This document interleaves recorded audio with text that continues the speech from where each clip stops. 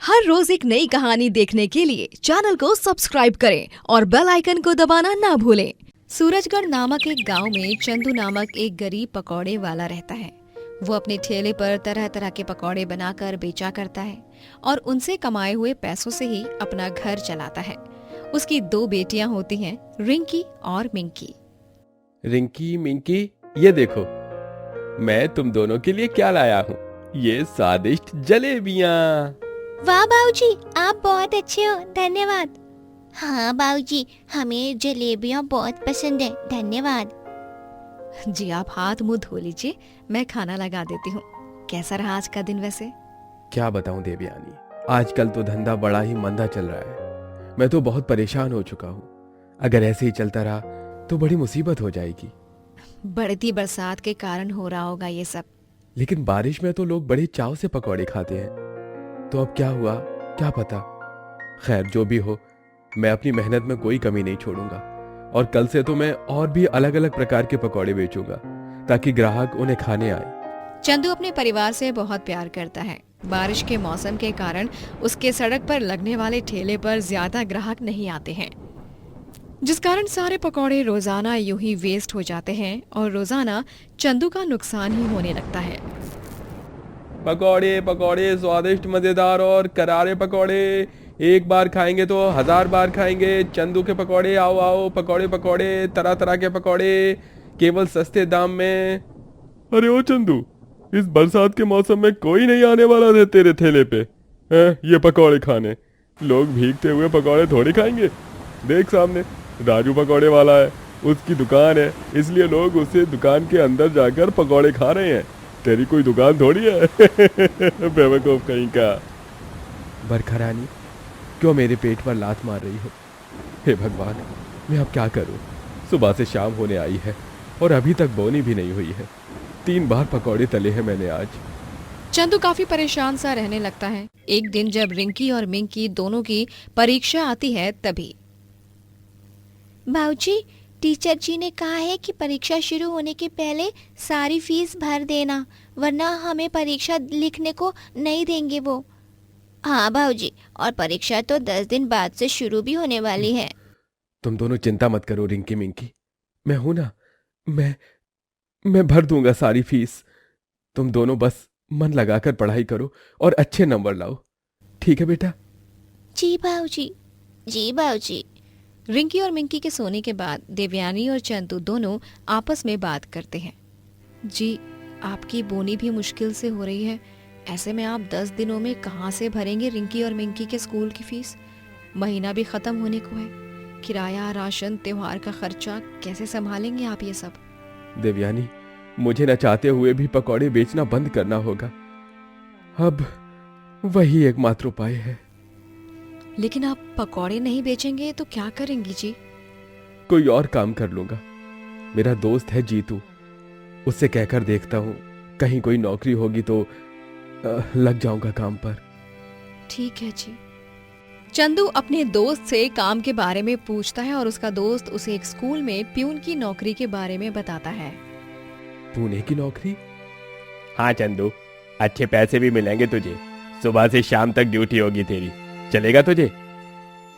हाँ बिल्कुल चलेगा। धन्यवाद जीतू, तूने मेरी ये मदद करके मुझ पर बहुत एहसान किया है। अरे कोई नहीं चंदू मेरे भाई, लेकिन इस गांव के लोग सच में बेवकूफ हैं यार। तेरे हाथ के पकौड़े इतने कमाल के होते हैं, लेकिन फिर भी खैर तू हिम्मत मत हार भाई, और मेहनत करते रहे।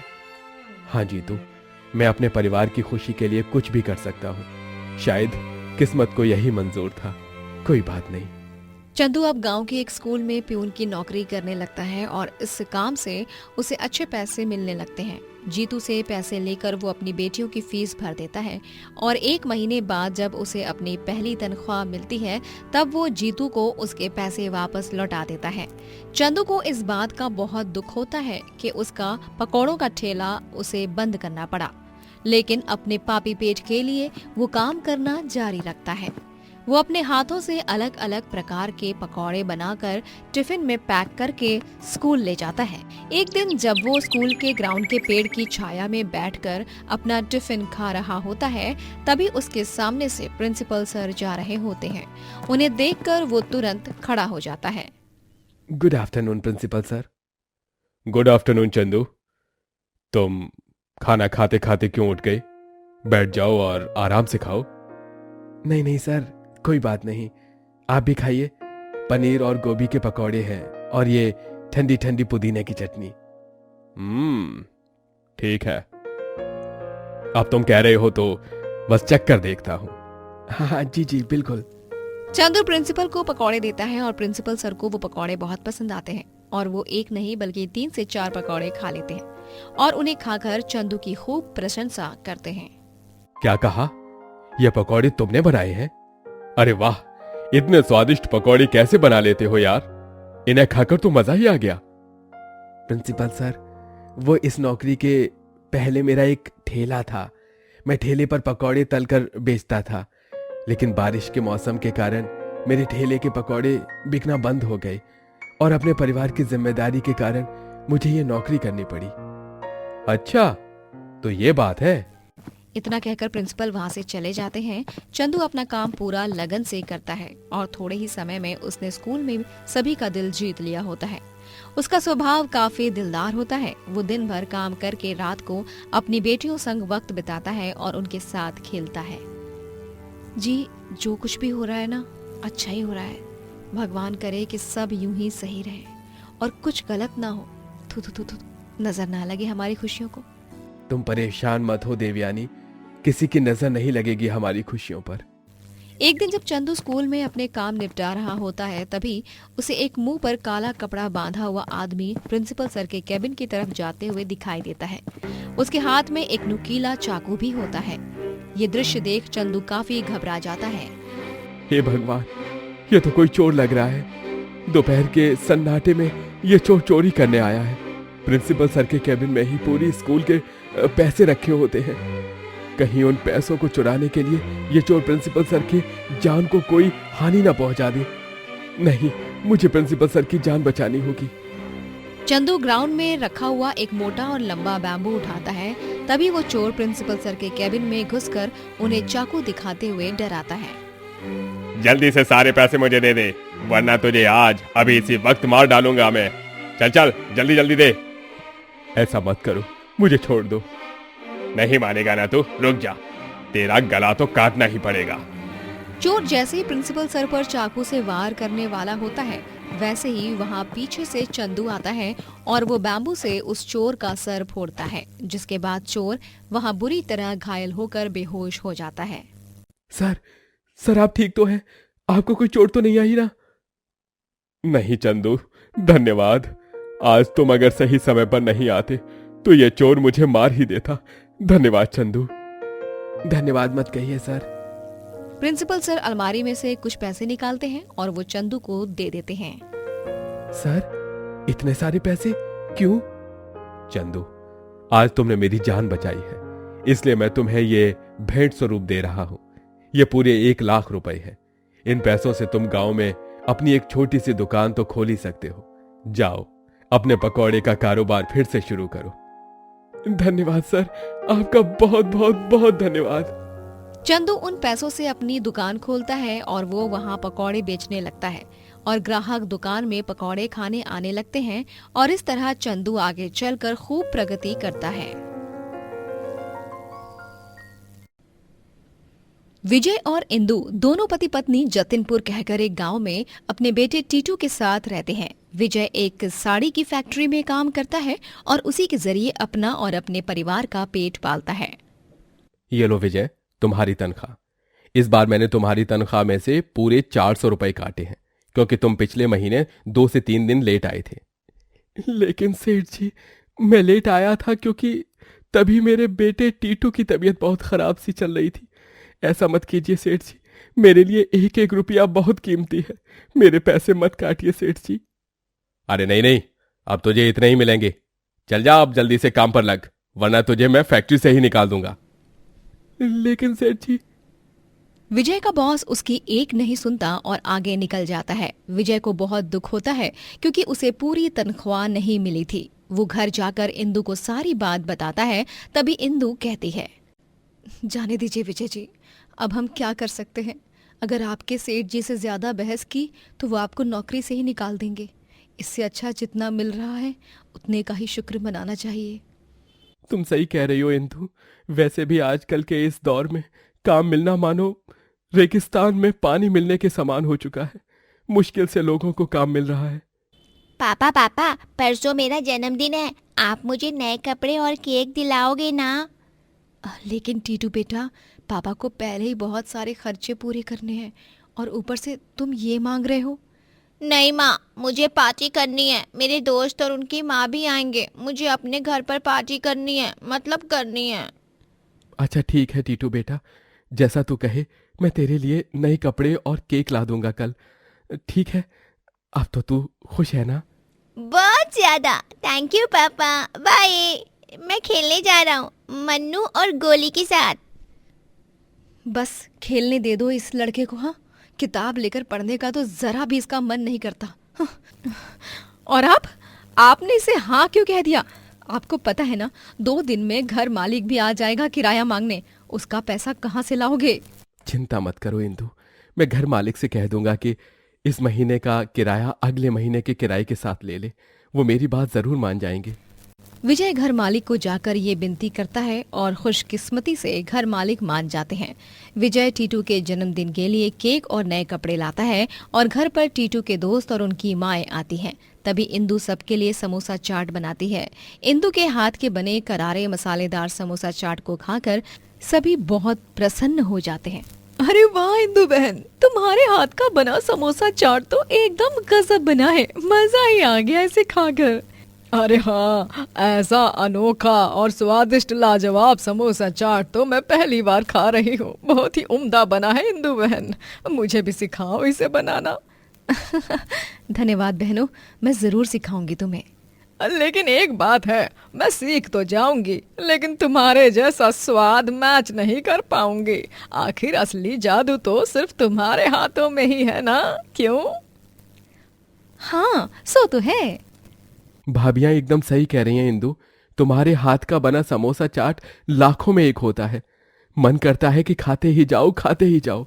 सभी बड़े ही चाव से समोसा चाट खाते हैं। एक दिन जब विजय फैक्ट्री में काम कर रहा होता है, तभी अचानक से एक मशीन में उसका हाथ आ जाता है और उसका हाथ फ्रैक्चर हो जाता है, जिस कारण डॉक्टर उसे प्लास्टर लगाते हैं।